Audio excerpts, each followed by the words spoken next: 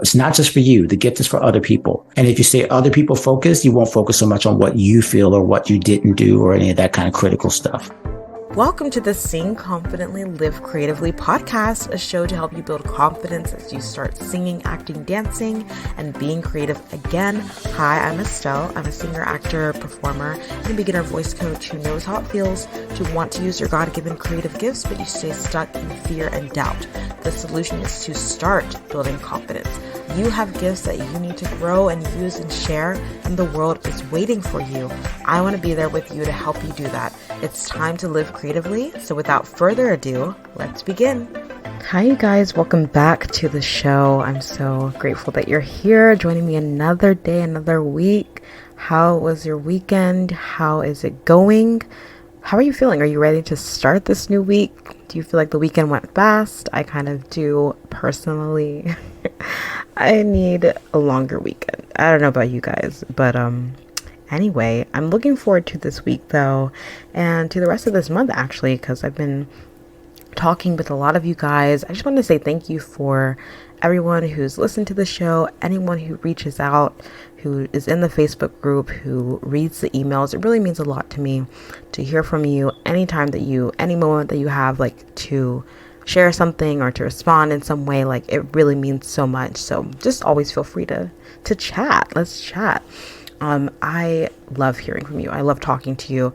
And one thing I'm really excited about is just being able to work with you more and really serve you in any way that I can when it comes to singing and building confidence and believing in yourself and believing that you have God-given creative talents that are worth expressing, that are worth taking time to develop and grow in and build confidence in when it comes to singing, when it comes to performing, when it comes to auditioning, doing these things that you love. Like, you know you love it. That's why you're here. That's why you're listening to this. So I just want to remind you that you are so loved and you are so gifted and you have creativity inside you that is worth being expressed and worth being shared and developed and grown, and you can build confidence in yourself, and it is all there for you. It's all available for you, and I'm here to just support you along the way and hopefully be along this journey with you. So, if you feel like you want more support in any way, or if there's any topic or question that you have that you would want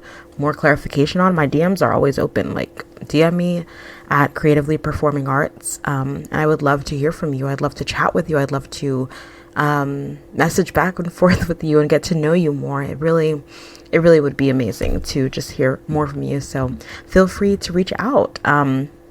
Actually, I'm really excited because I'm starting to talk about this on my Instagram and stuff and Facebook group, but I have an upcoming free virtual workshop that is going to come very soon. There is an interest form that you can click below in the show notes right now. You can go and click there real quick and fill it out. It's just less than a minute to fill out the form. It's really, really quick.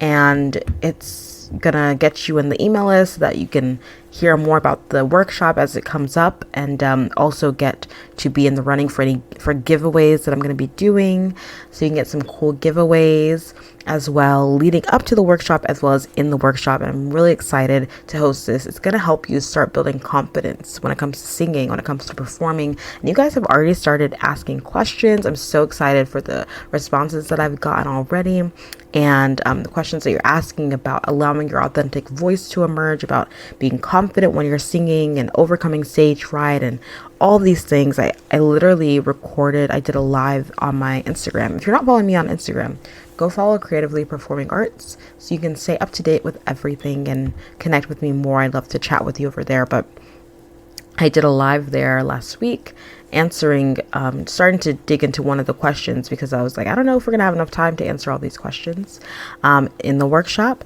So just in case, I'm trying to do some lives throughout these upcoming weeks to try to chat with you more. So go and follow me over there. I'd love to hear from you and hear that you heard about this show, or that you listened to the show and that you came over. It really means the world to me to connect with you. So just what a gift that would be to me. So, and hopefully we could chat more and I could answer even more of your questions just one-on-one. Like if you have questions about singing and stuff and you feel like you've never really gotten to ask anyone, like just DM me, like I'll literally answer it for you right then and there.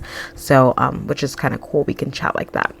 I just want to make space for you to express your creative gift in singing. I want to make that space for you. And if you need that encouragement, you need that support, just reach out. In this time, this world that we're in right now, there's so much going on.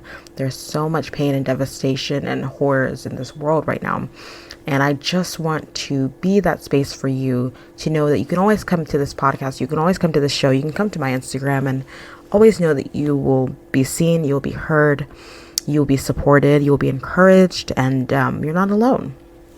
And I've done some episodes on that very topic because I know how important it is to hear that over and over and over and over again, and how important it is for you to know that you're supported, especially when you grew up singing and grew up performing and you're feeling like you're trying to come back to it. And it can be scary, right? It can be scary. There can be fear that comes alongside it. And I want you to know that you don't have to let fear be what guides you and what determines whether or not you take that step of courage to start singing and start, taking a voice lesson or joining this free workshop that's coming up, right? Don't let fear be the thing that stops you. Absolutely not. That's a non-negotiable. I will not let that be the thing that stops you. I want you to pursue that God-given, just using that God-given talent with everything that you are as much as you possibly can and in whatever way that you can. And don't let it sit by the wayside. Don't let it, don't toss it aside for one more moment. I need you. I want you to, I hope for you. That's my deepest desire, is that you will just start to embrace it, even in small ways. And that's what the show is here for, to help you do every single week. That is what I'm here for. That's what I want to help you with. And I hope you feel that support. Truly, I do. And so I'm excited for today's episode. I'm excited to get into it. Before I get into it, I do just want to ask that you go to that interest form. I would love for you to go and fill it out real quick and join us for this workshop coming up. I mean, you're really going to get questions answered. You're going to get a free coaching, an opportunity to just meet other creatives. Oh my gosh, other artists. Some of you guys are musicians. You have music that you're putting out. Like, literally come and collaborate with other artists. You can meet other people, and you can even share, like, maybe I'll do like an opportunity at the end for people to share their Instagram profiles, music that you've put out, so that other people, you can actually like share your music with other people. You can connect with other people, right? I want to create spaces for connection. That's why I have the performing arts community, the free community on Facebook that you can join, where you can literally share your music and stuff like that. Like I have days where you can share things that you're working on and stuff. So, and you can connect with other people, because we have to support each other in these artistic fields that we're in. And so, yeah, really take advantage of this opportunity to connect and build that community and build those connections with other artists who can support you as well. And I would just love to see you there. So go fill that interest form out. Do not delay. Do not put it off. Don't put it off one more moment. This is your opportunity to start building confidence as a singer and a performer. And so I'd love to see you there. Also, if you wouldn't mind going ahead and leaving a review below. If you're listening on Apple Podcasts or iTunes, please go ahead and leave a review. It really helps the show so much. Even if you just say, hey, I love this show, like simple, few words, 5-star review or however many stars, it's up to you. But you can just put like a quick word in there, just a couple words. It doesn't have to be elaborate unless you want it to. Talk about what this show has meant to you, if it's impacted you in one way or another. I mean, I would love to hear that from you. It really would touch me a lot if you want to just give me that little gift today. But I would love for you to drop that below in the show notes or in the review. Just scroll all the way down to the bottom of Apple Podcasts and there'll be a spot where you can leave a review. And I would love to see that. Okay, so I'm going to stop chatting. It's actually time for us to dive right into our interview today with Alan C. Paul, of the God and Gigs show. Alan is a musician. He's also a coach for creatives and author of the book God and Gigs, as well as Your Art, God's Heart.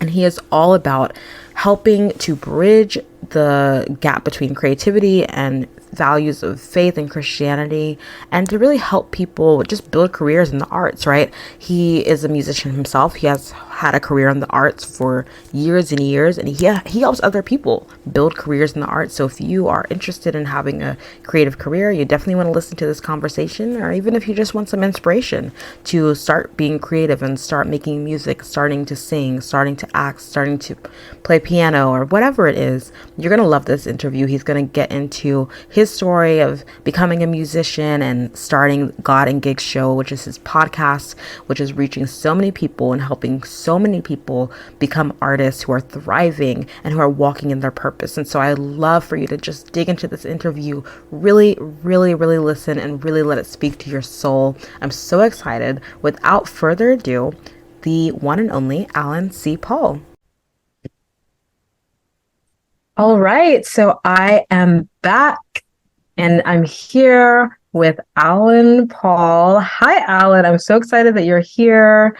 I'm so excited to talk about you as an artist and your artistry and just everything that you're doing. So how are you doing today?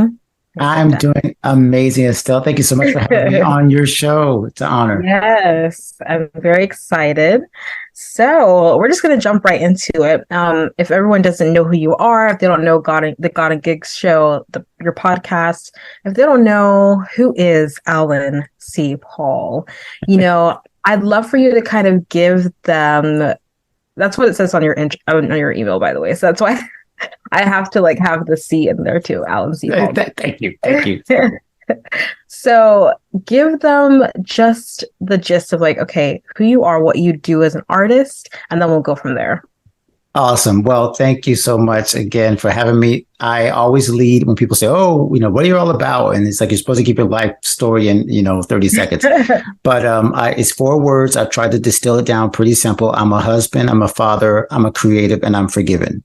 So husband of 1 wife for 27 years, my wife, Leah, who puts up with me for some reason, father of 3 kids, now all adults, creative, because God gave me this gift to express myself, whether it be music, art, writing, now podcasting, whatever it is, that's the way I express who I am, right? So it's not who I am as a creative. It's not all I am, but it's how I express it. And the last one is forgiven, because Jesus has saved me and given me a new lease on life that I get to live out in grace every day. So that's a nutshell. Author, creator of God and Gigs, all that stuff kind of comes after those 4 words, right? It goes under the creative side, but that's really who I am. And that's why I love to share with other creatives and just help us live this life out in a more fulfilled way. Yes, and you do a really great job of that. I'm really excited to get into all the ways that you do that, but I love that way that you described yourself. That's really good. It's very it's not just one section of your life. You gave a really good, it's a very balanced, what's the word that I'm looking for? Thorough, just whole. It's a very whole life that you're describing, which is really good and really great for artists, I think, to see that it's possible to, have, the really beautiful home life and those really great relationships and friendships and, home, that beautiful home, and still have your art as well, which is really cool. Thank you. Going into your story a little bit, and then of course, being saved and having that relationship with God and letting that guide your creativity, which we'll get into as well. But going into your story a little bit, because you said that you are a creator, you love to express yourself in these different ways, right? Creatively. So how did you know that? When did you first discover that, oh, I have these creative gifts? And then what made you decide to actually pursue them? What made you decide to actually start to grow them and to develop them? That's a great question, because I think a lot of times people assume, and to me too, they'll say things like, I know you probably heard this too, oh, well, when did you start to play? And when did you start to sing? And it's the assumption is, well, there's this magic fairy dust that falls on you at some point. I don't remember a time without music, simply because it was always around me. My mom was a music teacher. She says I started to play at the age of 2 or 3. I used to reach up and try to touch the keys and then growing up in church. So I think the music was always the way I expressed myself, simply because it was what other people expressed themselves, like to me and around me, and the church choirs and things like that. So I would say the piano was probably like my first inclination that, hey, this is what I'm going to probably do with my life. It doesn't mean, again, that I didn't have other things, but I love science, and I grew, did a lot of stuff in reading and just enjoyed life and learning. Like I've always been very much a nerd. So I just want to be like, around like learning and information and doing cool stuff. But music was the thing that gave me the quickest like rush for all of those things. So whether it was band, jazz band in high school or whatever, that's what I really got, my creative, I guess, again, the inspiration from, because when I'm learning in band, what I was learning at choir, it always felt like, hey, this makes me feel like I'm needed, I'm important, I'm fulfilled, I'm challenged, right? And so I think as you become a professional or decide to become a professional, all those things get like enhanced. But it shouldn't take away the joy of when you're first a kid and I was playing recitals or whatever. Like I could still play my buzzing bee piece when I was like 5 years old or 7 years old. Like I still remember it. That's how like innate that becomes. Like when you have those experiences and you can still play the song you learned when you're 8 years old, it's because it was that powerful. And because that creative gift doesn't if you nurture it, it doesn't die, it just kind of just keeps bubbling up. So even if you don't do it professionally, you just can't get away from it. So that's what it's like for me. Like once I got to college, I realized that this is probably going to be my profession. But I think up to that point, I always knew it was going to be some part of my life. Wow, that's beautiful. I love what you said about how that song stuck with you. Like you can still play it now, because that's what I talk about so much on this show. And everyone who's listening will know that it's like, you probably grew up singing. Like if you're listening to this so many times, you were in choir when you were younger, you did theater, you were in band, for instance, like in your case, you have this inclination to express yourself through music, through the performing arts, through some creative outlet, because you had some experience with it when you were younger. And a lot of times you get away from it because, like you were saying, maybe you don't nurture it as much, or people around you didn't nurture it, and then you get away from it. And then eventually you're like, but you still have this desire to do it. Like it still keeps bubbling up the way that you said it, right? And you can't get away from it. And so even if you want to do it as a creative outlet, whether it's a career, a creative outlet, or hobby, it doesn't matter. It's still worthwhile. It's worth pursuing. Because, you can just hear from your story how much joy it brings you, how you talked about feeling needed, feeling challenged when you were, playing and engaging in music. And so many people want that know that they are needed, know that they have something to give to people, but then don't realize that it's, it's this creative gift that you have. Like use it, do something with it. You never know who can be impacted by it and how it can also bring you so much joy too. And so I just love that you talked about how you just knew that it would always be in your life because you grew up with it, you grew up having that, and you experienced the joy and everything that came with it. So from there, did you study music in college? You said you realized you were going to do it professionally in college. Yes, I did. I got to University of Miami and went ahead and did my music education degree.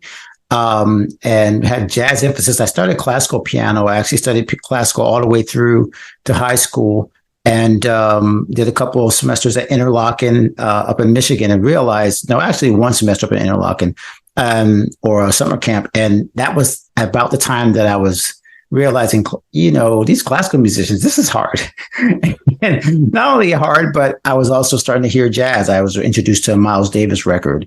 When I remember in my living room, or my brother's, my brother had this project and we were all doing the project and he was asleep. And I remember I was so mad because he was asleep. But while we were doing his project, we heard this jazz coming through. So I thank my brother for not doing his project because I never would have heard jazz. So in Interlochen, I started realizing like, wow, I started sneaking across the road to hear the jazz, and I would sneak away from my classical teachers. So that just continued in college. I started 1 year in college, classical, snuck upstairs to the jazz school, and eventually started jazz. So yeah, I studied all the way through University of Miami, got my bachelor's in music ed with jazz emphasis in piano. And again, it wasn't that, music education was the other side, was the teaching side. That was always part of it. So I did not necessarily want to be a professional in terms of like pursuing a performance career only. I wanted it to be something where I was always, sharing it. And so I went to elementary. I love teaching elementary. I've taught adults. I've taught toddlers. I mean, it's just whatever place where I can like be a part of that world. That's what it has. But then, of course, the professional side and performing started calling my name later. But that wasn't so much later that I even started doing gigs. That's a whole other story. When you started doing gigs, what were you doing at that moment, and what was that spark that was like, I need to start performing again? That next step to say like, okay, I need to feel challenged in this way when it comes to performing. Why did you start to do gigging? No, sometimes I don't want to tell this part of the story because it's almost like, when you have to go back to the testimony, you have to tell all the negative side, all the stuff that you don't want to talk about, but that gives God glory to tell the testimony. So I didn't play secular music basically, or any kind of gigs after leaving college. I had a little R&B band for about 2 years. We went to Nashville. We won a regional competition for a talent show. We went to Anaheim. And lost to a R&B band. There was 6 of us in this real band. We played our own music. I wrote the music. It was like we thought we were the bee's knees, and we got beat by an R&B group that just kind of like did some tracks. And I was so disappointed. And I just kind of like walked away from performance. So I was playing in my church and I was teaching, but gigging or playing, I was just like, this is not the life for me. Plus I had a young family, and it was like, this is just not going to work. So it was almost 8 to 9 years later still that it was me at my church, because long story short, I had to kind of congeal a couple of things, but I left my school, resigned, started teaching started working at my church full time. And about 3 years into that, God started giving me like inclinations that I don't want you here. And I want you to be doing something else. I had no idea what that was. And the end of that story is I resigned from my ministry position, which is crazy. With no job, by the way. I resigned with no other job. I was like, what? I don't know why my wife didn't realize I was crazy and kicked me out right then. But it was that time I was like, okay, well, I guess if I'm not full-time in church and I'm not full-time teach, I guess there's only the other one skill I have, and that's gigs. So I ended up playing for $50 a day or $50 a night at this blues club off in the side. And it was desperation, basically, is what I'm saying. Desperation, and the fact that I knew I had a degree in this performance, and I was like, I'm not using it. I just assumed that God or whatever religious reason I was giving myself was I wasn't supposed to play it. And all of a sudden it was like, well, yes, I'm supposed to do it because I learned how to do it and I should be doing it. And so it was really that weird kind of, why am I not using this gift kind of thing? And I just started playing gigs again, open mics again. And then eventually I started, maybe I can do a couple of things with my friends. And then we started doing top 40 stuff. And it's like, this whole world opened back up because I had shut the door. Nobody else did. I had shut the door on this side of my music. And it was really nobody's fault but my own. And I say again, carefully, it doesn't mean that I should have been performing the entire time. I'm glad I had the experiences I had. I'm glad I was kind of not out in the road touring and stuff, because I had it, like I said, my wife and my kids, I was really home most of the time, except for, doing basically church things. So I'm glad I wasn't like out there doing stuff, but the gig and the performance came right at the right time where I said, hey, I got to push myself in another direction. And that's how it happened. And, the rest really came. That's how God and gigs and everything else came, because I entered that world and let that gift, try to explore it again. Yeah, that's beautiful. I love that. I know, like you said, you have to get the good without the bad when it comes to, like the testimony when it comes to the story. But I think it's really important for us to hear like how that actually started for you. Because there are people listening who also know that they have a gift, and then they're just, maybe they've got a degree in it, and maybe they've just kind of like set it to the side, haven't had time for it. Maybe they just, have always wanted to start singing or playing music or playing piano, writing songs, right? But just never really made time for it. But you in the season, that you were in that moment of desperation, as you say, you decided to take that step, take that leap of faith and like go for it and put yourself out there, which is really not easy to do. And then now you're inspiring so many other people to do the same thing, but not just in like a very like, okay, like just, start doing gigs or whatever. But you're using your background, from what I can see, you're using your background in education as well as your experience doing gigs and performing and putting that together to then share with other people how they can actually do this thing, whether it's as a career or as a side hustle, and, perform and even make money from it, build businesses as artists, as performers. How does, before you get into like God and gigs and everything with the podcast, but how did your experience with like education and being a teacher, teaching music and everything, how did that translate into like you wanting to now like inspire other people to perform? Like, was that because you were inspiring other people to perform, right? As a teacher, you were helping people start performing. Yeah. That's a great connection. I did kind of think about it. I never thought of it when you just said it until you just said it just now in that way. Yeah. That when I was a teacher, I always felt that my goal was to inspire the next generation of either music creators or music consumers. That was always my goal, because I was dealing with a lot of elementary kids. It's like, okay, we're not going to be Bachs and Beethovens, and I'm not trying to create a whole bunch of music prodigies. That's not what they're there for. It was general music. But I realized at that young age, I was able to kind of form their love of just being in the space of being musical, right? And so I understood that was my job. Not necessarily just to make them musicians, right? And so I think the way it translates is that I've always felt I have the gift and the desire to teach and to help people see what they're capable of.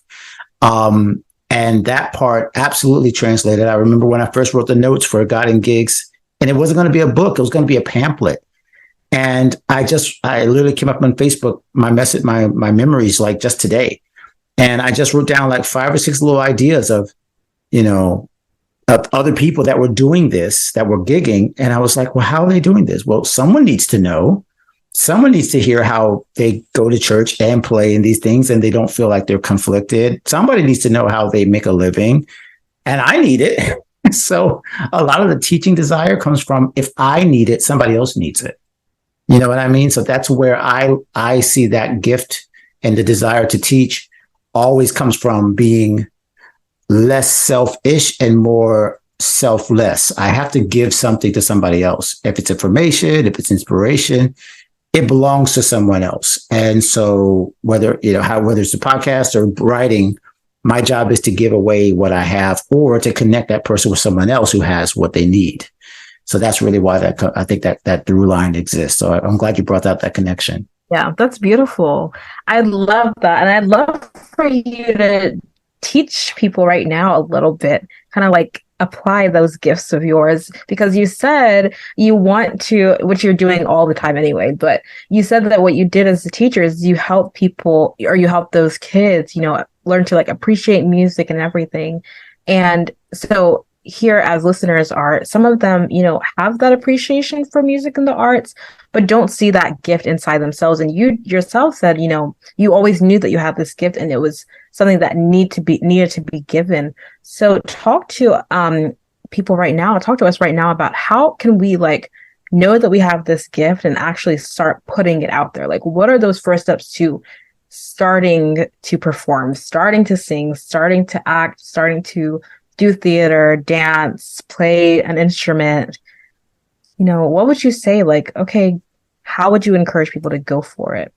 Well, I love this question because this always brings me back, and is where it gives me a chance to put my wife out there. So I always like to put my wife out there with this example, because my wife is a singer. She is a creative, but she is not a professional. This is why I have to draw myself away from my world, because my world is, I do this professionally. Meanwhile, my wife went to school with me. She studied voice, but she decided not to become a singer, right? Like a professional singer.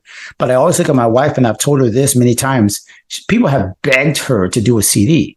people have begged her to do an EP. She's always like, no, but other people who are Grammy winners and people who have been on tours, all of our greatest best friends have told her she has the gift. And that's the first thing I would tell somebody.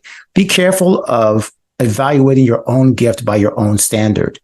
A lot of times we think we're not ready because we've told ourselves we're not ready. Meanwhile, there are other people in your life that are telling you, hey, I want to hear you. I want to see this happen in your life. So you have to be very, very aware that sometimes we're our own worst critic and we can talk ourselves out of going for what we can do because we've simply made ourselves think that no one else wants to hear it.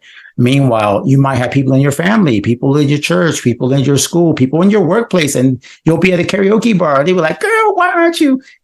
Let those people be kind of like the people that kind of keep you from dismissing your own dream or dismissing your own talent. Now, the second part, I mean, you know this very well, Estelle, is you got to give yourself the chance to learn. Give yourself the chance to take small bets and small wins, like taking a class, like singing at an open mic, things that don't necessarily cost a lot of money or they don't cost you a lot of self-esteem. You're not scared that everyone's going to hate you. You're not spending a lot of money on like producing an album or joining a play the first time. You take some small steps, small bets, but then start exercising. And the third thing I would say for someone is absolutely 100% celebrate those small wins and do not critique yourself on the small steps you take, because every step you take is going to be kind of like a stumble, right? It's going to be like, oh, well, that didn't sound quite right. Oh, that painting didn't come out quite right. And of course, because you're kind of, we talked about this in a recent conversation, you're beginning again, right? It's like the very word begin, like it has again kind of already in the word, right? So you're beginning again and again and again and again, but that's okay. So I want to make sure people who are starting don't, again, talk themselves out of the process, because at the beginning you are going to feel a little bit like a fish out of water. But like you said, many times these are gifts that maybe inside you just haven't exercised them. So just like anything else, it takes the practice, it takes some of the boring stuff. But be willing to celebrate, take yourself out for a reward at every point that you finish a class or that you did the open mic or that you sang the song or you wrote the song or you showed up at the church choir. Whatever you did, celebrate those things and remind yourself that, you know, you're taking one step closer to what really amounts, again, for other people. It's not just for you. The gift is for other people. And if you stay other people focused, you won't focus so much on what you feel or what you didn't do or any of that kind of critical stuff. Yes, so good. Thank you so much for breaking it down so well. And what you ended on just now, just re-emphasizing that it's not about you. Like, yes, you should and you do and you will and you should experience so much fulfillment and joy from using that gift because it's something that God has given you and he wants you to use it. But at the same time, like there are so many people who can and will be impacted by you sharing your talent, sharing your gift. And when you focus on them, it takes off some pressure from you. I love that you emphasize that. Thank you so much for listening to part 1 of my conversation with Alan Paul of the God and Gigs podcast. Go to the show notes to go ahead and listen to his podcast in the meantime, and to learn more about being a full-time paid artist and creativity and so many things while you wait for our conversation, the rest of our conversation to come out next week. I'm so grateful that you took the time to listen. I know your time is so valuable, and I hope you have an amazing week. I hope this inspired you, and I'll talk to you later. Thank you so much for listening to today's episode and to this show. I'm so in awe of you for being here and showing up for your creative gifts. That takes courage. Don't forget to join the Performing Arts community on Facebook for support and inspiration as you continue on your journey. If this episode helped or inspired you in any way, please leave a review on Apple Podcasts and share it with someone. It means so much. Thank you again, and don't forget to keep singing, acting, dancing, performing, and living creatively. Talk to you next time.